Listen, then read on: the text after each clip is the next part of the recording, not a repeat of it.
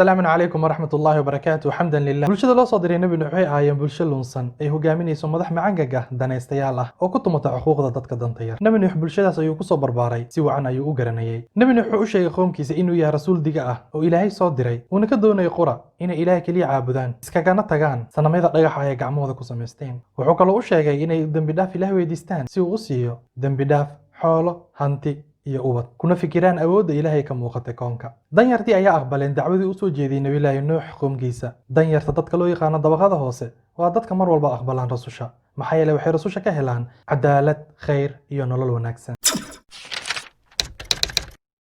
qabqablayaashii madaxdii hogaaminaysay bulshada ayaa ku gacan seeray nabi nuux. waxay ku tuhmeen nabi nuux inuu yahay mid doonayo jago iyo hanti uuna rabo inuu u taliyo. waxay dhaheen hadduu ilaahay doonayo wuxuu soo diri lahaa malaa'ig, balse ninkan wuxuu nala yimid waxay garanaynin aabayaasheena. waa nin waalan ee iska suga intuu ka geeriyoonayo. nabi nuux wuxuu iska baryeelay tuhmadii ay u soo jeediyeen qoomkiisa wuxuuna u sheegay inuusan waalnayn uuna ka doonaynin jago iyo hanti. uu doonayo keliya inay ilaah keliya caabudaan isagana tagaan sanamyada dhagaxa ee ku magacaabeen magacyada. madaxdii macangag ahayd waxay u arkeen mu'miniintii raacday nabi nuux inay yihiin kuwo seeflaboodlayaal ah oo iska aqbala wax lagu dul akhriyo, ayna yihiin beenaalayaal dhammaantooda ilaahay ku been abuuranaya. waxayna u sheegeen nabi nuux inaysan raacaynin maadaama ay la jiraan kuwaasi liidan iyagana ay yihiin madaxdii maamulaysay bulshada. nabi nuux kamuusan gaabinin faafinta diinta si muuqato si qarsoon habeen iyo dharaar ilaa uu joogteeyo ku dhowaad 1000 sano ay ka maqan tahay 50 sano qura oo wada xiriirta. sida daran ay ugu dhignaayeen darteed cibaadada sanamyada ay ku magacaabeen magacyada saalixiinta iyo awliyada ee ka horeysay jiilkooda ma aysan aqbalin 950 sano dacwo iyo waano diin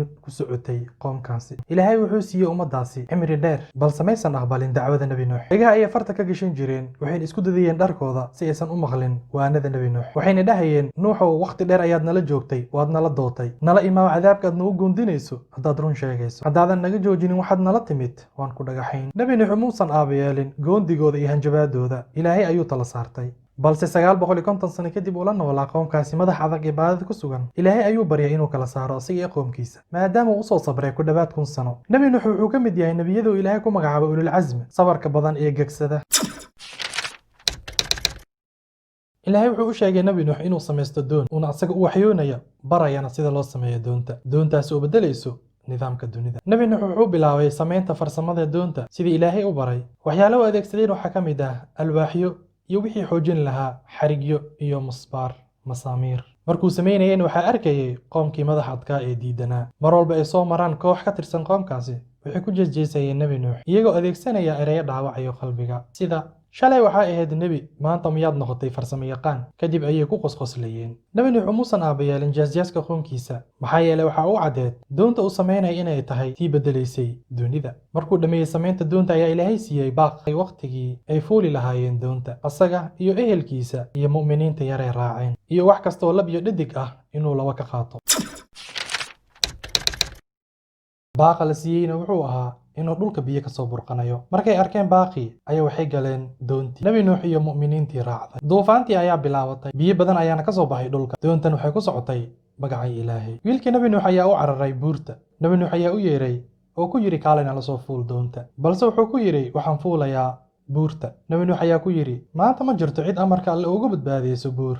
wada sheekaysigooda gaaban intuu socday ayaa hirarkii biyaha dhulka ka soconaya ayaa kor aaday. cirkan waxaa ka yimid roob fara badan. waxaa kulmeen biyihii cirka ee biyihii dhulka. wiilkii sidaas ayuu ku qarsamay. qoomkii nabi nuux ee ka mid tahay xaaskiisii wiilkiisa waxay la maanshoodeen qoomkii nabi nuux ee la halaagay. nabi nuux ilaahay ayuu baryay ayuu ku yidhi wiilkiisii inuu ka mid yahay ehelkiisa balse ilaahay ayaa u sheegay inuusan ehelkiisa ka mid ahayn. wuxuu sameeyey camal aan wanaagsanayn. hana i weydiinin waxaadan wax ka ogeen. nabi nuux ayaa ka magan galay inuu ilaahay weydiiyey wuxuusan wax ka ogeen. sidaas ayaa lagu halaagay qoomkii madaxa adkaa ee macangaga ah. doontiina waxay ku istaagtay buurta juudi. ilaahayna wuxuu faray nabi nuux iyo mu'miniintii raacday inay si nabad ah ugu soo degaan doonta. nabi nuux ehelkiisa iyo inta raacday ee muslimiinta ah waxay noqdeen bulshadii labaad ee ku nooleed dunida. ma aysan jirin dad kale kula nool dunida. bulshadaas ayaa badatay. ilaahayna wuxuu sheegay inuu ka dhigay carruurtii nabi nuux kuwa u hara dhulka. sidoo kalena wuxuu sheegay intii rumaysay nabi nuux inuu ka badbaadiyey duufaanta. وجعلنا ذريته هم الباقين في البشر. منين جبناها؟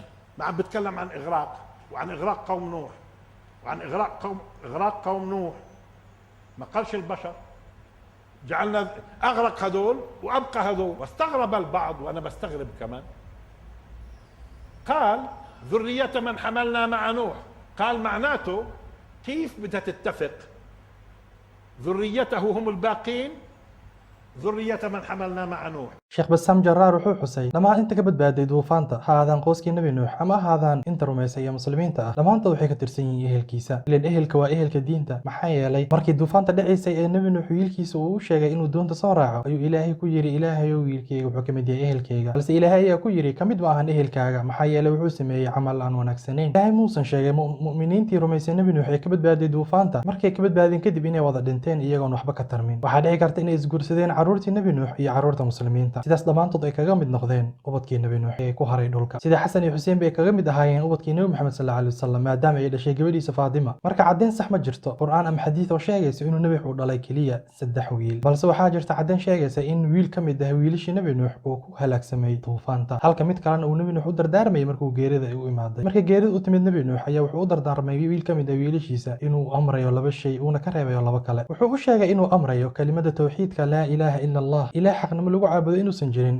ilaahay mooyee haddii kadbada miisaanka la dhigo 7 cir iyo 7 dhul kadbada kalena dhigo laa ilaaha illa allah waxaa raajaxaysay kelimada laa ilaaha illa allah haddii 7 cir iyo 7 dhul laga dhigo garaangar xiran oo adag waxaa burburin lahayd kelimada laa ilaaha illa allah subxaanallahi wa bixamdihi waa salaada wax kasta iyadaan lagu quudiyaa makhluuqaadka wuxuuna ka reebay 2 shay wax la wadaajinta ilaahay iyo isla weynida dardaarankaana wuxuu ahaa waana uu siiyey nebi nuux mid ka mid ah wiilashiisa halka wiil kalena uu ku halaagsamay duufaanta maadaama ilaahay uu sheegay ubadkii nebi nuux inay u hareen dhulka taas macnaheedu waxay tahay inuu wiilal kala dhalay aanan ahayn midka u dardaarmay iyo midkii ku halaagsamay duufaanta wiilashaasna si ay u tarmaan waxay guursadeen gabdhihii muslimiinta ee ka badbaadeen duufaanta ilaahayna muusan sheegin inay ka badbaadeen duufaanta gabdho qura mu'miniintii ka badbaadeen duufaanta wiilashoodana waxay guursanayaan gabdhihii nebi nuux ileen gabdho kale maysan jirin labada qus ee nool ee cid kale jirtay maleh ee la nooleed iyaga maahan sidaas ayay dhammaantood waxay ku noqonayaan ubadkii nebi nuux nebiyadan waxay aabbo u yihiin ummadda loo soo diray xaasaskoodana waa hooyooyinka mu'miniinta sida nebi maxamed uu ahaa aabaha mu'miniinta xaasaskiisna ay u ahaayeen ummahaatul mu'miniin waxaa meesha ka baxaya oo ku baaba'ayo fikradda sheegaysa in 3 wiil nebi nuux dhalayn ay ka tarmeen dadka hadda dunida ku nool fikradaasna fikrad israa'iili ah aan asal lahayn wasala allahu wasalam calaa nabiyina muxamed wassalaamu calaykum